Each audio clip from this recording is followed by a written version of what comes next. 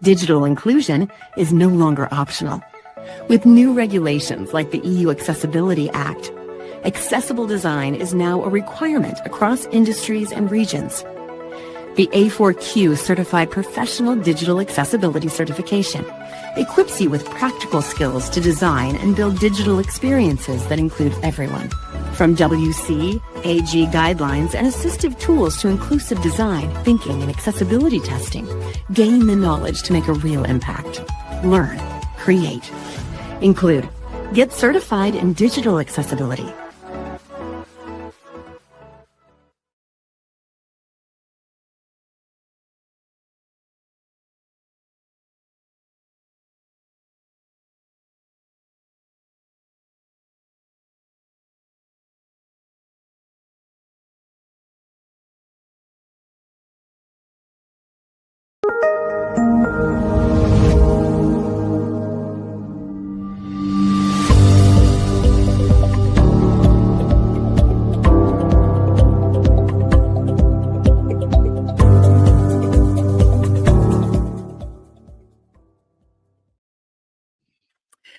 Well, hello and welcome everybody. Good morning, good afternoon, good evening, wherever you are in the world.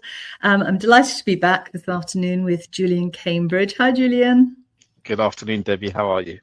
I'm good, thank you. I'm good. Julian, quick introduction. You're an ISTQB, as an accredited training provider, delivering accredited training courses in CTFL and I believe also the exciting CT Gen AI. Your session today, I know it's going to be perhaps a little bit of a blast from the past. It's the old V model, which is interesting when everyone probably is talking about Gen AI and what have you. So I know this is a session which is looking at the structure of the discipline and how the architecture can give confidence and discipline. So I'm really looking forward to hearing this. So without carrying on speaking for much longer, I'm going to hand over to you.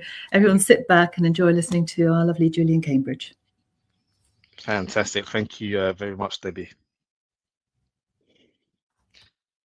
Okay, thank you and welcome to you all. The V model is very much a blast from the past. It's very much quite an ancient model in the world of software testing, but still very much relevant to even the new ways of working that we come across today.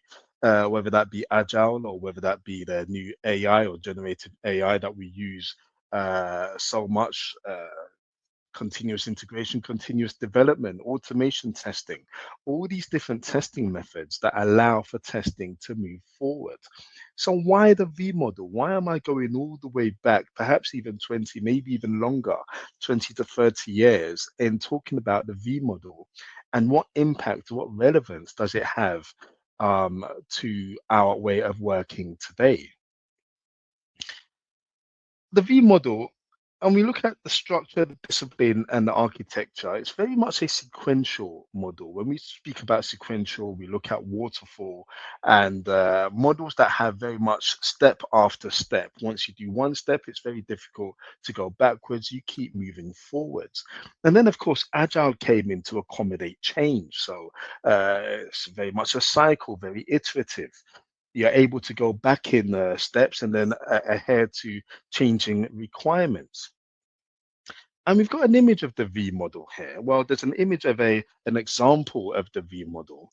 And you've got your items on the left and you've got your items on the right. And as you hear, for now, I'm using the word items to describe either or.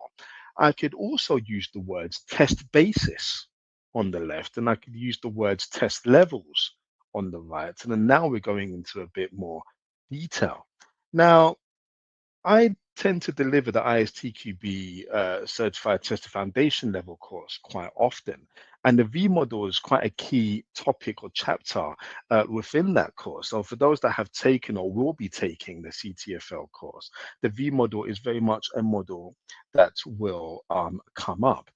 And you've got two words that I'm going to focus on. You've got test basis, very much requirements, documents, what the business create. And then you've got sort of test where, what is created during testing, i.e. your test plan, your test scripts, your test cases. That's the test where, but it's the test basis that you're looking to refer to ensure that you're doing the right thing.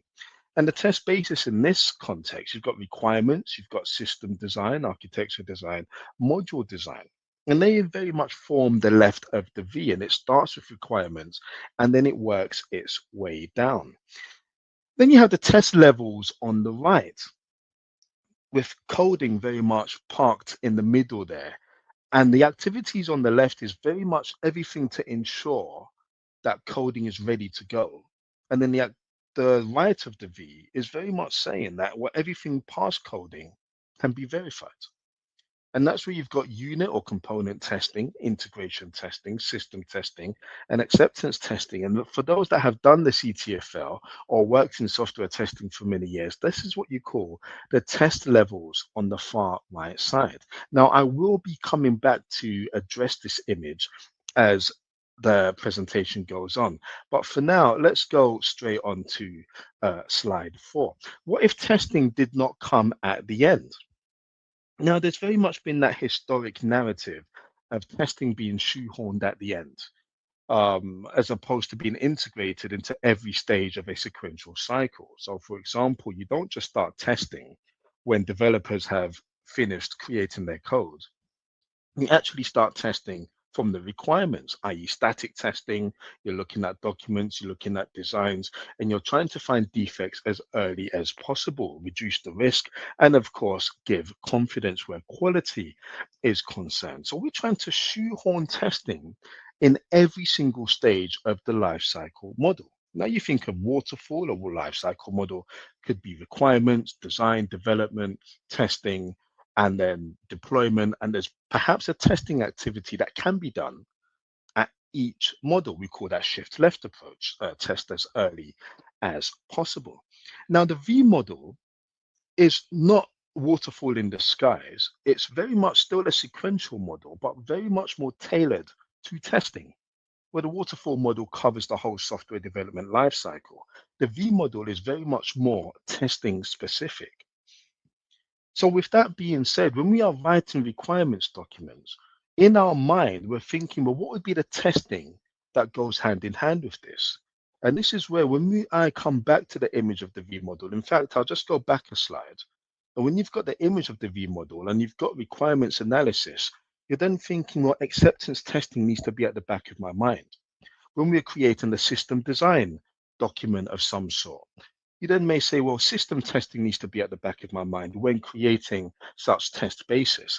Likewise, with architecture design, integration testing is at the back of our mind or the forefront. And the module design, the same thing with unit testing. So the V model, where we've got words such as structure, traceability, and confidence, is very much saying when we're creating these test bases or we're working with those, to keep those test levels, those testing activities in mind to say, well, the requirements analysis will give us the information that we need to do acceptance testing. And then we work down the V on the left-hand side of coding, very much being the center where on the left is everything to make sure coding is ready to go. And then on the right is to make sure everything to verify that coding has gone well. So I'll just go back to this slide where I was speaking about the difference between the waterfall model, both sequential. Waterfall is very much the software development lifecycle, and the V model is more tailored to testing. But like any model that's been introduced, whether that be iterative in agile or the spiral model or the waterfall model, there was always a reason to bring those in. And what was happening before the V model, we did not have a point of reference. We did not have those test bases on the left to say, well, these need to be done in order to verify testing on the right-hand side of the V model. It was very much guesswork, and you've got it in the bullet points here. Early structured development had challenges. Testing was late. Defects were discovered after heavy investment. Issues around requirements, issues around traceability. Okay, how do we link our test cases back to the requirements with defects and all the rest of it? And of course, in any sequential model, it's very difficult to go back, or one could even say it's very costly to go back. Hence why we have here expensive rework. Now, we've got a point at the top of this slide here. The real issue was not sequencing, it was disconnect. It was everybody in their own spaces. The requirements document did what it had to do, but there was no connect with well acceptance testing. There was no thought in place into say, well, how are we going to validate and verify these two or one document versus the activity? And this is where the V model was able to come in and bridge that gap. It was all about the link between the two. Now, one could be very honest here. I've very rarely, especially today, gone into an organization and seen a requirements analysis document, a system design document, an architecture design document, a module design document, all four documents, all updated by an author, written to start with, sent around to get signed off. It's very, very rare that you will have an individual document for all four test bases, or whichever is on the left side of your V to match the activity. I mean, very lucky if you even get a requirements document in today's world, of course. That is also a struggle in its own right. But it's very rare that you will go into an organization, a company, and see all four available. Who's going to update these documents? Who's managing these documents and so forth? But in today's world, you may even get one document that may have all four sides of the left side of the V model. You may have a requirements document that may also feature system design, architecture design, module design, and so forth. The point of the V model, especially in today's world, is a point of reference. We need a point of reference for activities such as the test levels in component testing, integration, system, and acceptance. We need a point of reference, and the point of reference is being guarded by the test bases on the left of the V model. Okay. Now, I also want to sort of speak about how do we include the V model in today's world? Of course, today is all about agile and it's all about AI and all the rest of it. But we can't forget about traceability. We cannot forget about traceability. The shift in thinking. Instead of build, then test, every single stage of whether that be the software development lifecycle in requirements, design, development, test, deploy, or whichever it may be, or the V model, and every stage we are thinking of testing. We're integrating testing as we go along. We are not shoehorning testing at the end. This should be an activity that is ingrained from start to finish. Diagram comes back up again. It's not just the life cycle, it's a reflection. And this is where you've got the arrows going from left to right to say, well, these test bases on the left will provide information for test activity on the right. Now, for those that may have heard of static and dynamic testing, static testing is very much when you're looking at documents, or reviewing is a great word to use when speaking about static testing. Reviewing documents, reviewing test bases, and giving feedback to find defects, reduce risk, and increase confidence. Shift left approach, the earlier you do so, the better. And also, when we are reviewing these documents and we're reviewing the system design, is system testing included? Is it ingrained from that early stage on? When we're looking at module design, are we thinking about component and unit testing at the same time? It is not just a life cycle, it is a mirror, or better yet, it's a reflection. The words verification and validation also come into play in terms of validating the code which sits at the bottom of the V model, very integral to both sides of the V. Okay, so we spoke about the left side of the V, very much a test basis, and you'll see V models illustrated in many different ways. It may not always be requirements analysis, system design, architecture design. How many times have you seen the waterfall model illustrated with different boxes and different stages? And it's the same for the V model, but the point and the context is never lost. The intention of the V model is to provide a verification check that what's been done before coding has testing in mind. Okay. And where you'll find the V model, you won't always find the V model everywhere.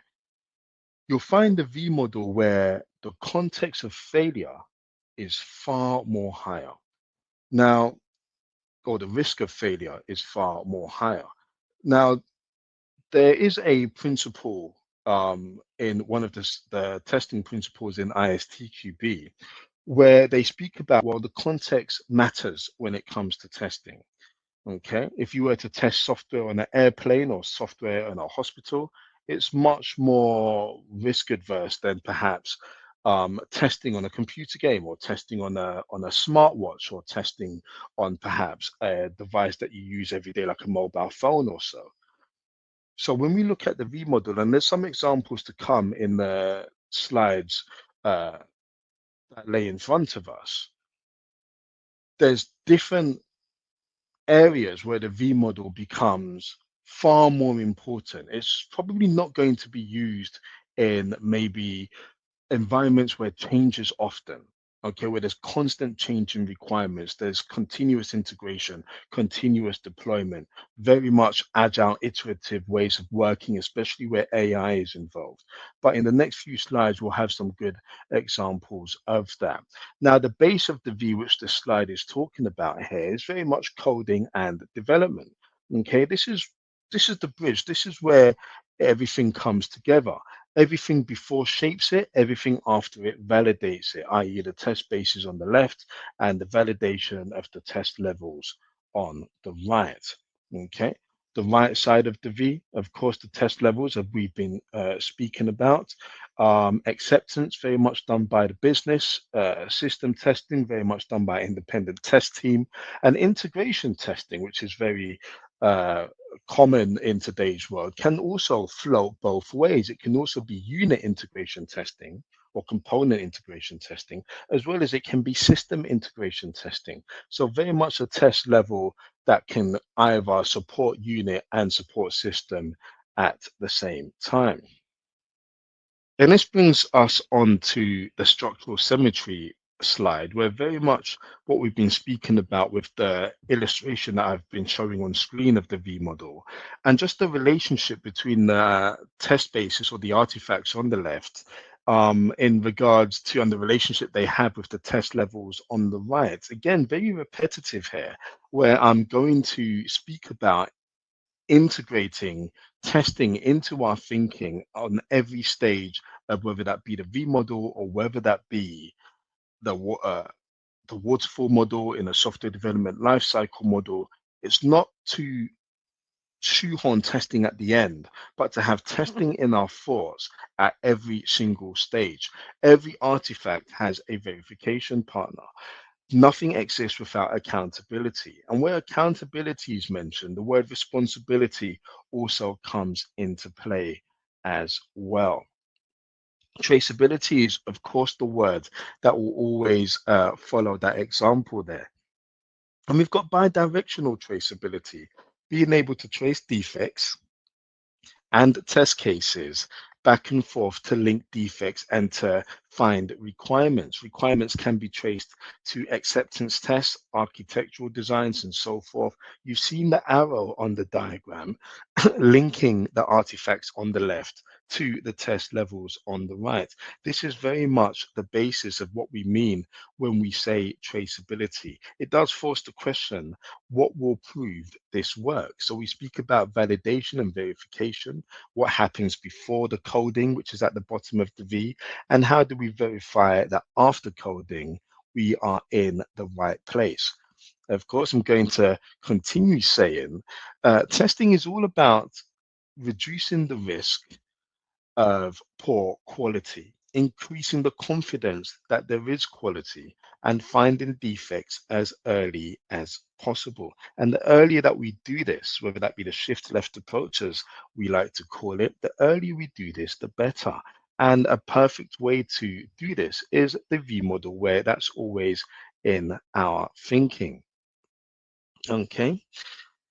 But here's the question, here's the honest question. What did it not solve? What did the V model not solve? Well, we look at change in requirements, okay, cycles, continuous delivery. DevOps is very much the buzzword of the last 10 to 15 years or so. Continuous integration, continuous deployment, sending code through the pipelines, testing, getting early feedback.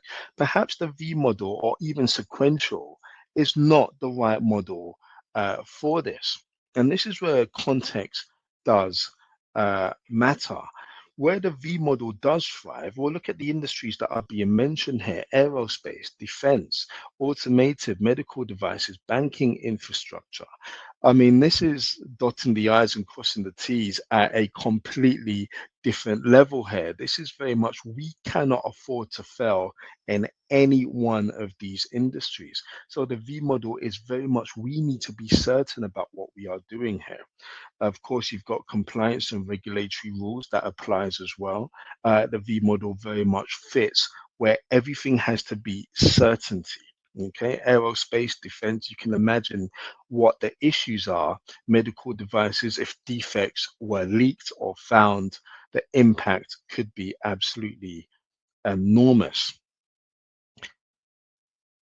But regardless of how AI has emerged, and AI is absolutely fantastic. I love AI in testing. I actually delivered a generative AI ISTQB course as well. AI is absolutely brilliant. Agile, again, very much innovative, iterative approach, Scrum, Kanban, and everything else that has been birthed since the emergence of Agile in where software development is concerned.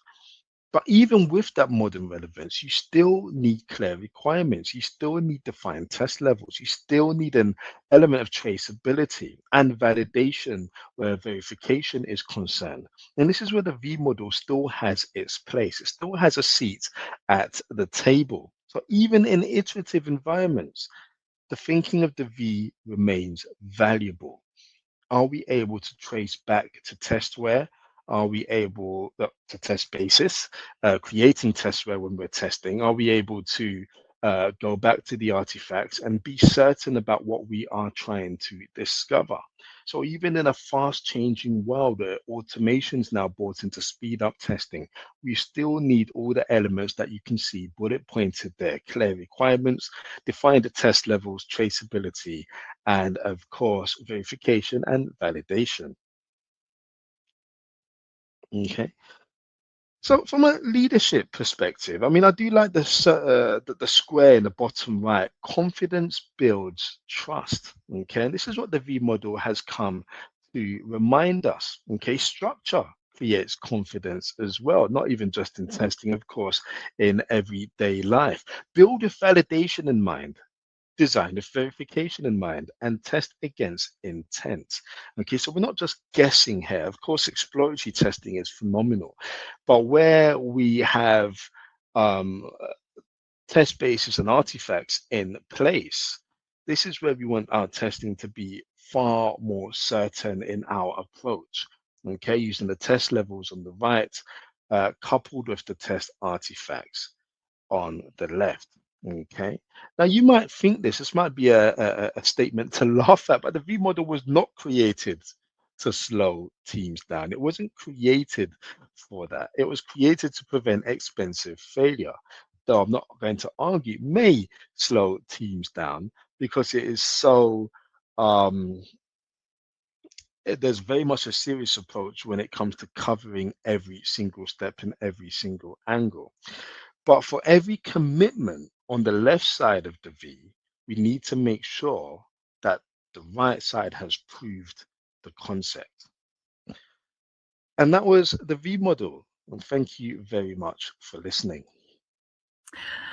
Thank you ever so much, Julian, for highlighting how the thinking of the V, though it's traditional, can guide testing and support quality today. Let's have a look and see if we've got some questions. Is the V model still relevant in an agile world? Now, this is a very interesting question. Is the waterfall model still relevant in the agile world? Is the sequential way of thinking still relevant in the agile world? Or one could easily argue, no, agile is all about fast changing and the iterative approach. But one could also very well argue that agile teams still need traceability between requirements and tests. They still need clarity around the test levels. And that's where the discipline of pairing definition and validation will never expire. And that's where the V model can, of course, be still relevant in the agile world.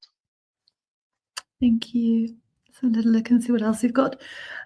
What is the biggest misconception about the V model? There's legacy positioning. Yes. Well, the V model seems to be seen as waterfall in disguise. Waterfall is very much a sequential approach. You start with requirements and then you work your way down, and somehow you end up at deploying to go live. And people think the V model is very much in the same diagram, just more in regards to testing, more linked to testing. But the V model is more about the relationship than the sequence. And it's all about the relationship of the artifacts on the left with the test levels on the right, not necessarily the sequence, but more the relationship in saying when we are creating these artifacts, we have got these test levels in mind. Oh, very helpful. I think one last question here. Oh, where would you avoid using the V model? Where changes are often infrequent. Very similar again to sequential versus iterative, where the changes are constant, continuous integration, continuous deployment, which is very much the introduction of DevOps over the past years. The V model being a sequential model may not be the best fit. That's probably where I would avoid using it. But the thinking still remains. The traceability of testware and test bases and artifacts with the test activities on the right, that thinking will always remain.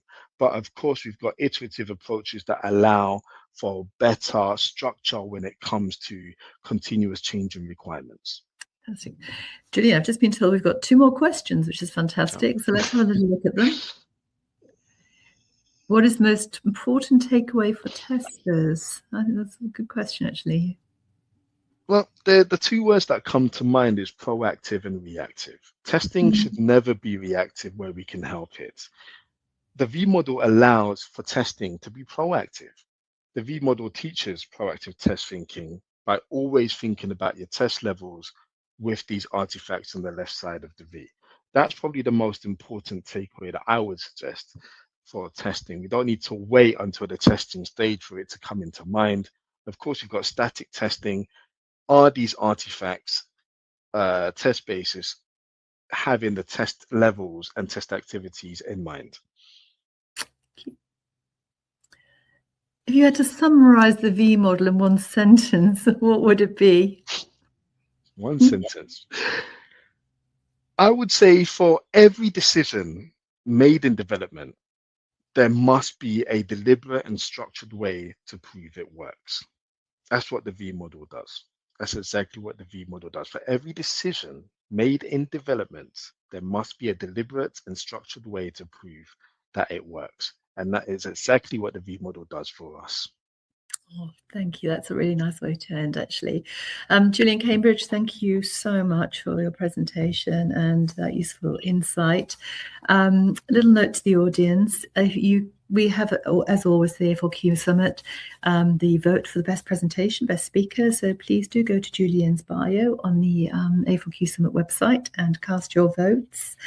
And don't forget to stay tuned. We've got a few more sessions this afternoon. Of course, we also have some sessions tomorrow. We have a 2-day summit this year, which is really, really exciting. Finally, again, Julian, thank you so much. It's great to spend some time with you. Thank you. Thank you, Debbie. Thank you.